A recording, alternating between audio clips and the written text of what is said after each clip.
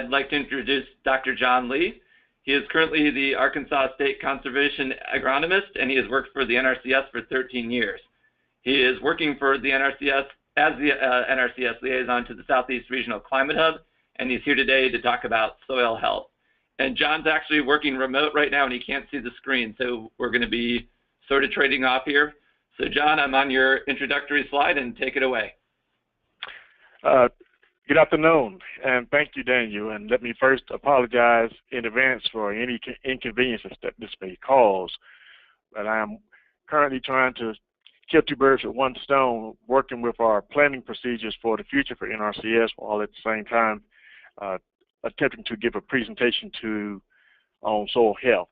So we'll go ahead and start with the presentation. And the first thing that I put in here is a slide that just simply states that everything starts with soil. And even though this conference is addressing climate change, greenhouse gas reduction, it still begins with the soil. Everything that we do starts with soil. So I just want to kind of set that tone as we move through the presentation. And I was asked to talk about soil health. So I'm on the slide, Daniel, that's giving a definition of what soil health actually means. And by definition, soil health is the continued capacity of the soil to function as a vital living ecosystem that sustains plants, animals, air, water, and humans.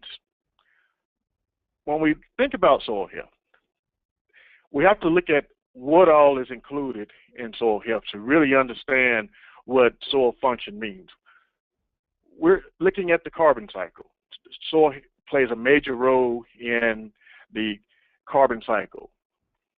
The biocommunity cycle, and this is the soil food web.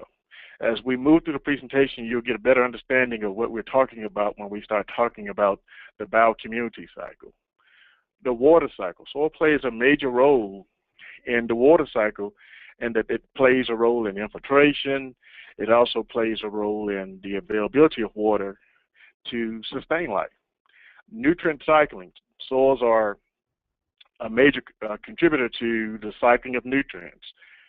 Physical stability and support. Of course, that's pretty obvious that we have to look at soils for their physical capabilities in order to do something as simple as build a structure on them.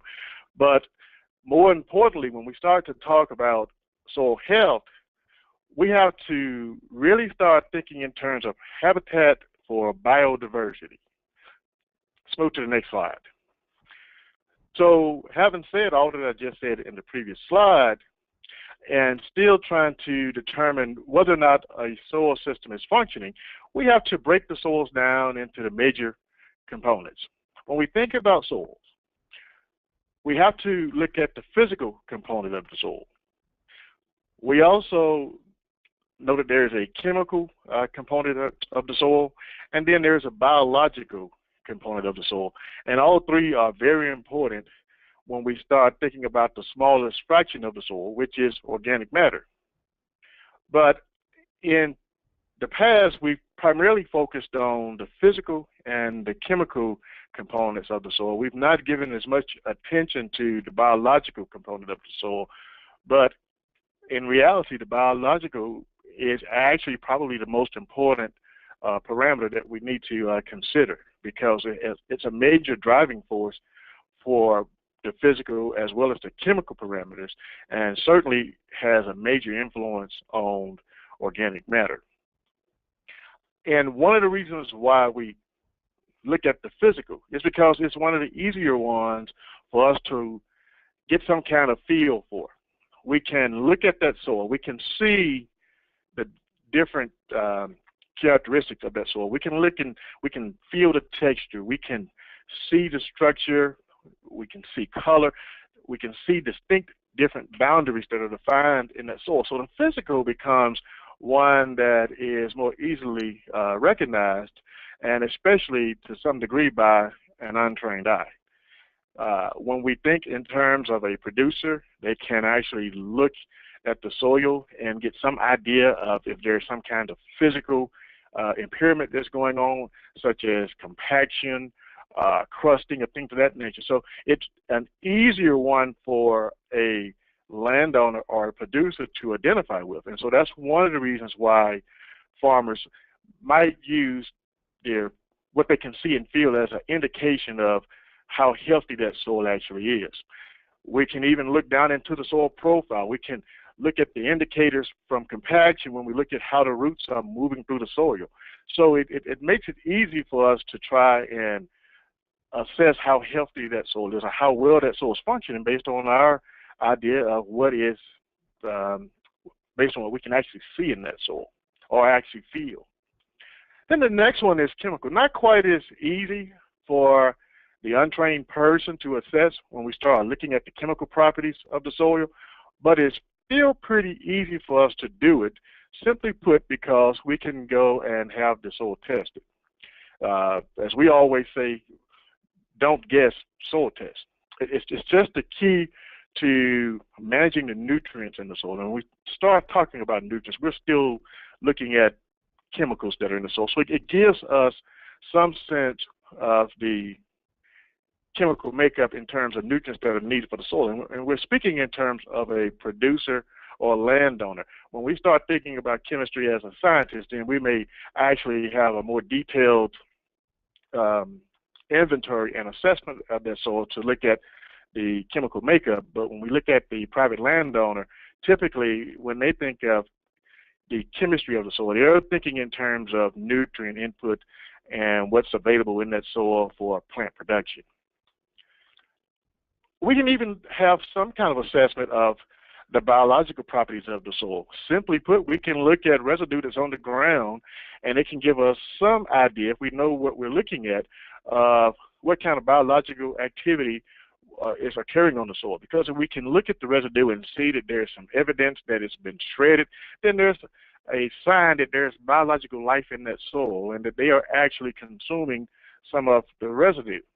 The problem that we get into with the biological component of the soil is that fraction that we can't see that is extremely important, and that's the microorganisms.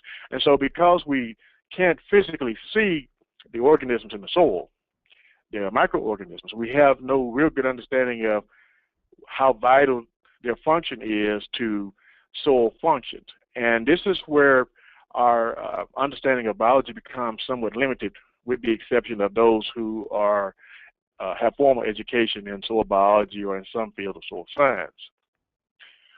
But the take-home message, if I had to give one for this presentation, would be that we leave here knowing that soil is a living system. Soil has to actually be managed in such a way that not only will you promote the visible organisms that you can see, such as earthworms, but also that you will promote the microscopic organisms that you can't see. And that boils down to management and choices on how you choose to manage that soil. And so when we start thinking about the biology, and if we are trying to promote the biology of the soil, some of the things that will have to be done in order to make sure that we're promoting the biology of the soil is to look at how much disturbance is taking place in that soil. And so we have to figure out how to do less disturbance in order to promote more diversity in the soil. One of the things that a landowner or producer would have to consider is tillage. Perhaps you're going to have to reduce your physical disturbance of that soil if you're tilling that soil. If you're trying to make sure that the ratio of fungi to bacteria is adequate in that soil, then one of the things that you'll have to do is reduce the amount of tillage, or you run the risk of that soil being dominated by bacteria, and that certainly hinders the soil's ability to function. Also, tillage has an adverse effect on those organisms that you can see, such as earthworms and arthropods. So by reducing the amount of tillage, you're going to see an increase in earthworm activity, and earthworms play a major role in improving soil health and promoting the and allowing that soil to function properly. One more thing that we may have to also look at would be the type of crops that we're planting on the field. Perhaps we have to look at some type of crop rotation. one of the things that we have to really make sure that we're doing is maintaining some kind of plant diversity in the soil. And what we have to do is maintain diversity on top of the soil in order to have diversity below the soil. The organisms in the soil will thrive much better when there is a diversity of food source for them. So we have to maintain a diversity of residue in order for those organisms to fully thrive in the soil. So one thing we want to consider is trying to grow as many crops as possible and many different, and also as many species as possible. And this allows us to do a couple of things: improve diversity of the soil, but also keep living roots growing as long as possible. And by that, we may have to consider things like growing cover crops when we don't have a cash crop growing in on a field. Or if we are raising livestock and we have a permanent forage base for the livestock to graze, perhaps we may have to mix in additional types of forages in order to maintain diversity where we're grazing livestock. And something else that we have to really consider is pesticide management. If we are going to really promote the biology of the soil, one of the things that we're going to have to really look at is how do we integrate pest management into our management system in such a way that we do as little damage as possible to those organisms in the soil that we want to use to help promote diversity, those organisms that are going to be necessary in order for us to make sure that soil is functioning properly. And at the end of the day, everything that we're doing is going to lead to a discussion about soil organic matter. Soil organic matter is considered the single most important indicator of soil quality or soil health. Sometimes that term can be used interchangeably, but I think the new buzzword here with NRCS has been to identify it as actually termed as soil health as opposed to soil quality. But this is the fraction of the soil that's going to feed the system. The organic matter is the food for the microorganisms.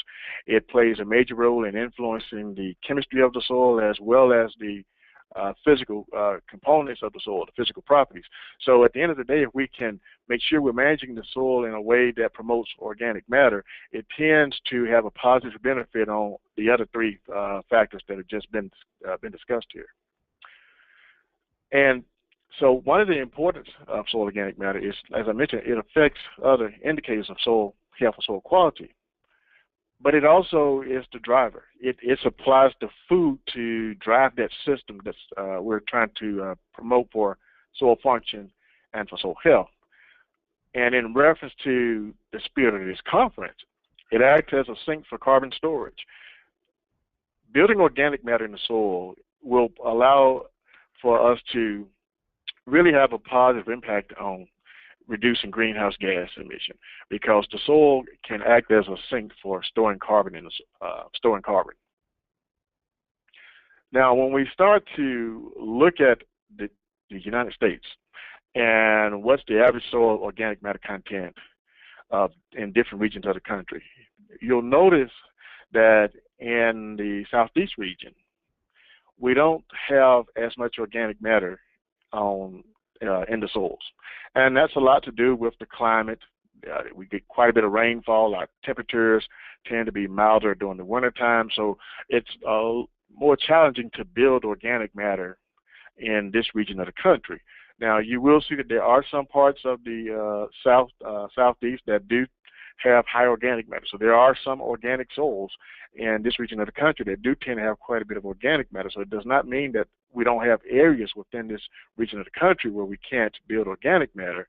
But for the most part, those are organic soils, and where we have our mineral soils, we tend to have a challenge with building up the organic matter in this part of the country. Another problem that has played a significant role in reducing the amount of organic matter that we can expect to build in the soil has been tillage. And this slide simply shows how rapid the organic matter can be lost when you start thinking about the different types of tillage. And we're looking at just roughly how much is lost after 19 days of tillage. And what we see is that as we reduce the amount of soil disturbance, the amount of organic matter that's is greatly reduced down to the point where we're managing a system with no tillage at all, which has the least amount of organic matter being lost on that soil system. So this slide is just simply showing that the impact of tillage on soil has a great, it causes quite a bit of disturbance and reduces the amount of organic matter that's going to remain in that soil. And so what we have to do when we start thinking about the soil is we've got to look at the fact that the soil is a living factory. We have to consider the fact that soil has life in it. We have to provide food for that life that's in that soil. They have to have water. They have to have some type of shelter and an environment that they can actually sustain themselves in. This environment is powered, of course, by sunlight.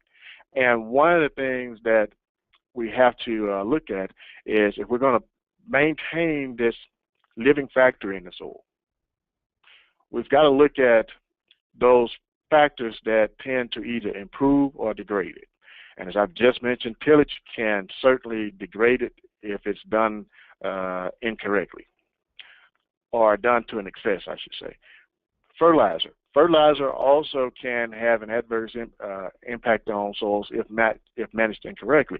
So we want to be sure that we're managing our fertilizer input in a way that it reduces the impact on the biology of the soil as best we can. We've already talked about pesticides, but also grazing. Depending on how you graze livestock also has a major role in determining how well that soil functions. It also plays a major role in determining what's happening underground, because as cattle or whatever type of animal graze a forage, depending on how long you allow that forage to regenerate itself, plays a major role in influencing what's going on under the ground. So even just how we manage our ground for fields for livestock has a major role with respect to maintaining a soil's ability to function properly. And then we've talked about plant diversity. So at the end of the day, we are looking at soil function. When we start talking about soils, in the past we've mainly talked about soils, as I mentioned earlier, when considering soils, we looked at the physical and the chemical makeup of the soil. But now that we're looking at soil health, we're actually looking at the ability of that soil to function. And I think one thing we got to keep in mind is that we want that soil to function based on the intended need that we have for that soil. So what that basically means is that we're using that soil properly for the need that we have for it. And we don't need to start thinking in terms of what we see in another region of the country, because if we start getting too caught up with, as an example, what type of soils the farmers in the Midwest have who are farming on prairie soils that have a higher organic matter content naturally, and what kind of potential those soils have. If you're farming in another region of the country, that may not be the case for your soil. So we want to make sure that that soil is functioning within the intended use and its actual capabilities. So one of the things that we have to start looking at, and if we're going to really start having a conversation about improving the ability of the soil to function, is making sure that we're providing a habitat that actually allows that soil to function and increase the ability of that soil to function. So as we start talking about tilling the soil, to get a little bit more involved with what happens here, when we till the soil, there are a couple of things that happen. For one, we are going to introduce oxygen to that soil, and it's going to excite the biology of the soil. And when that happens, the first thing is they're going to start consuming the organic matter. So now you're going to see a situation where the organic matter is not as stable as it once was, because you've excited the biology of the soil. And as a result of that, one of the byproducts that we'll have is carbon dioxide. So by mere fact that we're tilling the soil, we're not only reducing the amount of organic matter and affecting the ability of that soil to function, but we're also playing a role in greenhouse gas emission, because one of the byproducts of that is the release of carbon dioxide. Our conversations in the past, when we started looking at the message that NRCS would give in the past, it was simply soil and water management. We started out as an agency that was looking at soil management. We eventually moved into an agency that not only addressed soil management, but we also started to talk about water quality. And we, for quite some time, focused on reducing the amount of soil that is lost due to sediment and soil erosion that's allowed to enter into the water. And by simply saying that if we can reduce tillage and keep the soil covered, we can reduce the amount of soil that enters into water, thereby improving water quality. But in recent times, we've seen also that the very thing that caused this agency to be formed was looking at particulate matter, and in that case, we were just talking about dust. We didn't have the understanding of it that we have today. So we have since started to address air quality. We have since started to look at particulate matter that results as that results based on how we manage our soils. But now we're starting to look at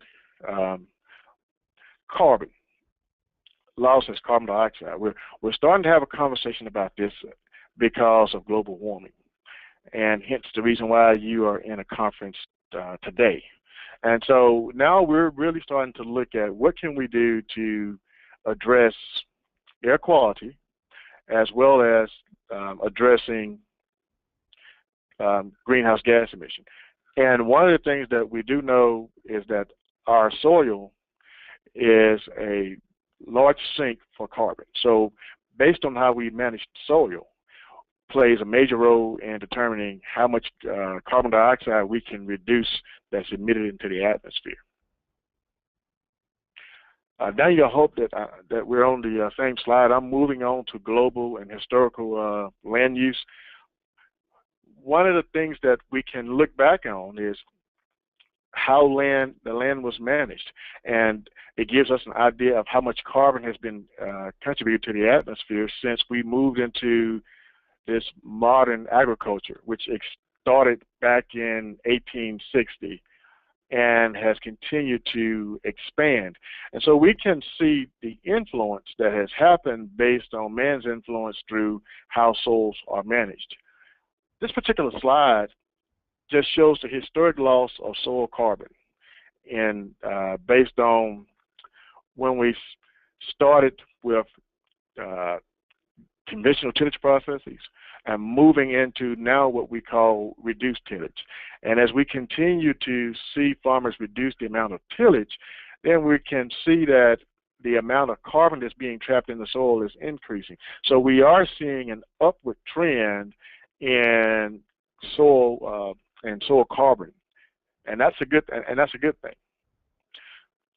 Based on the soil carbon cycle, we can see that the soil plays a major role in influencing that carbon cycle, and that we can store carbon in the soil in the form of organic matter, and if that soil is not disturbed, it can actually convert to a more stable form in the soil called humus, and that's what our goal is. Our goal is to try and manage that soil in a way that we can use that soil to store more carbon in the soil and put it in a more stable form, and that's going to require that we just reduce the amount of disturbance that we have taking place in that soil. And so this continues to go back to the idea that as we disturb the soil, we're going to continue to see a disruption in the process of soil carbon releases. This next slide simply talks about the different types of tillage and the different rates of carbon loss. So when we start looking at a soil that has had subsoil tillage and has been subsoiled 3 times, we can see that it tends to release more carbon dioxide than one that has had a moldboard plow poured across it twice, and even more than one that has been chiseled. But the point with this slide is to show that, simply put, as we disturb that soil, we're going to continue to see carbon dioxide being lost from that soil, just by mere fact that we're disturbing the soil. So it doesn't matter that we're reducing the amount of tillage down to just chisel plowing one time, but we're still seeing that there's going to be some type of soil carbon loss as a result of tillage of the soil. The slide that I'm on now is talking about the soil organic carbon dynamics, and it's showing it based on over time, over a period of time. And prior to the modernization of agriculture, we can see that soil carbon continued to accumulate in the soil. And what we see is that at some point we start to see a big loss in the amount of carbon that was stored in the soil, and that was due to the conversion to cultivated agriculture. Once we started to cultivate the land and work the soil, we started to oxidize off carbon into the atmosphere as carbon dioxide. So we can see here that man's influence has played a major role in carbon being emitted into the air. But we also can see where through sequestration, we've increased the amount of carbon that's being retained in the soil by adoption of good conservation practices. So we know that we can trap that carbon back in the soil just by modifying the way that we manage that soil and adopting good conservation practices to promote soil carbon formation and maintain that carbon in the soil. The one thing that happens when we start looking at the benefits of soil carbon, it doesn't happen overnight. It takes time. We can see that when we improve the soil by adding soil carbon to the soil, it improves the soil's ability to hold nutrients. It improves that soil's ability to hold water. It improves that soil's aggregation and infiltration. That plays a major role in reducing the amount of water that's needed in order to grow a crop if that land is irrigated, because it improves the amount of water that's available for that crop naturally through the soil. It also improves the productivity of soil. By building up soil organic matter, over time you actually increase plant productivity. You can increase the crop yield potential for a particular soil by building up the organic matter in that soil or soil carbon. It also improves the air water quality by mere fact that it reduces the amount of carbon that's leaving and escaping into the atmosphere. It can reduce the amount of nutrients and sediment that's going to leave that soil and enter into surface water. And it also has a positive benefit on wildlife habitat as well. Now, when we start talking about carbon sequestration, we know that the plants can store carbon from the air. But what we want to do is try and promote and manage that soil in a way that carbon is stored in humus, because that's when it's moved to a stable form in the soil. And there's the potential that at some point in the future, and we're starting to see that movement already take place, where perhaps a landowner can get credit for storing carbon in the soil. So there may be a point in the future where farmers will be paid just to simply store carbon in the soil. We'll have to identify some type of value with respect to how much that carbon is worth, but perhaps at some point farmers will be paid simply to manage their soils in a way that allows them to store that carbon in the soil and keep it there. From an agency point of view, the agency that I work for, the Natural Resources Conservation Service, we're looking at this in terms of sustainable conservation. Our goal is to, for one, ensure long-term productivity for the farmer and maintain and hopefully allow them to maintain their ability to help feed this country as well as the world. It also will allow us to treat natural resource concerns within the field. It's much cheaper when we can treat that resource concern where it starts at, as opposed to trying to treat it once it has moved into an area where it's creating a problem. So this is one of our interests, is to try and treat those issues in the field and hopefully avoid additional problems that could occur if that resource concern is not addressed where it starts at. We also have to think about the landowner and the producer.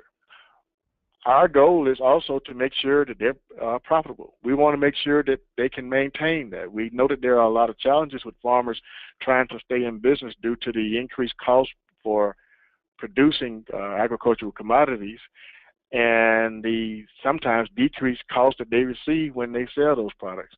So we want, as best we can, make sure that we work to help them be as profitable as possible. And we also want to maximize benefits through the inclusion of management and supporting practices. A lot of what we're talking about today, simply put, can be achieved by how you manage the soil. And we get a lot of bang for our buck in this agency, the Natural Resources Conservation Service, when farmers will adopt management practices. They're fairly cheap for us to help them implement, and we can cover a lot of area when we start looking at management practices. So with that in mind, when we think of a sustainable system, here are some of those supporting practices and management activities that we think would be necessary depending on what type of land use you have in order to have a sustainable system. One, if we're looking at trying to promote soil health, we have to have a food source. One of the ways that we can do that is by introducing cover crops into the rotation.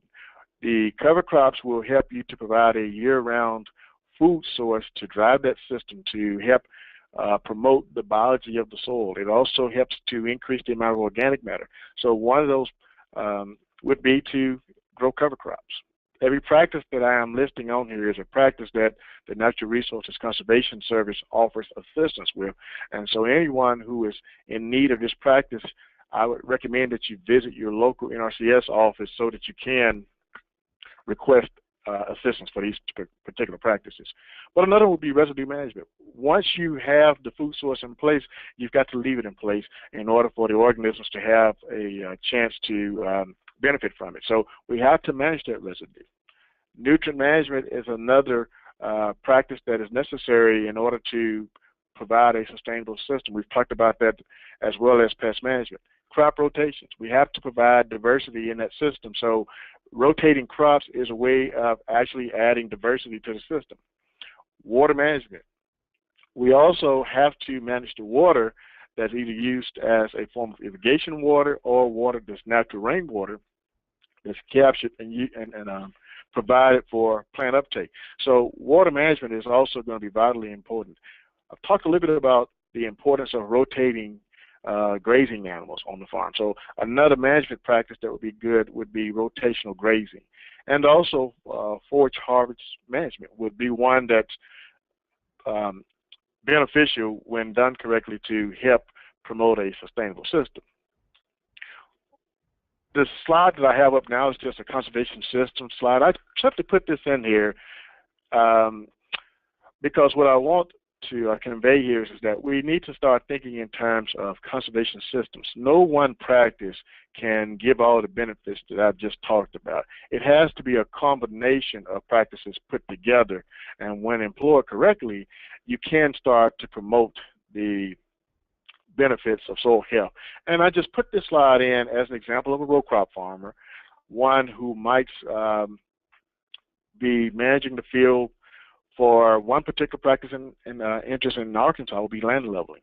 But when that system is put in place where they level that field, there are so many other things that have to be done in order to really promote the soil health. They have to look at how they're going to manage the residue. They've removed a lot of the surface when they level that field. So a conservation system for that particular person would be to look at managing the residue.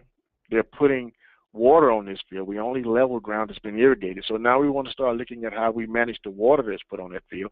But you also have removed your most productive portion of the soil when you leveled that field. And so cover crops, maybe going in and adding something to help build that residue back up, help put the active and increase the active biology of the soil by providing a food source. Crop rotations would be one. Pest management, nutrient management would also be one. All these things are necessary if a person is going to maintain or actually regenerate the active biology of the soil and regenerate the productivity of that soil. So this would be a conservation system for a producer who would come in and who's raising row crops. I think this is a pretty good one for consideration for a farmer. And I'll end this in summary by just discussing the points that I've mentioned earlier, and that is that we have to manage more by disturbing less if we're going to promote soil health. We have to use a diversity of plants to add diversity to the soil microorganisms. The more diversified the cover is on top of the ground, the more diversified the microbiology of the soil will be underground. We need to keep roots growing year-round because they have to have a food source throughout the year. And in order to do this, we have to keep the soil covered as much as possible if we're going to try and create a favorable habitat for the soil food web. That is my presentation.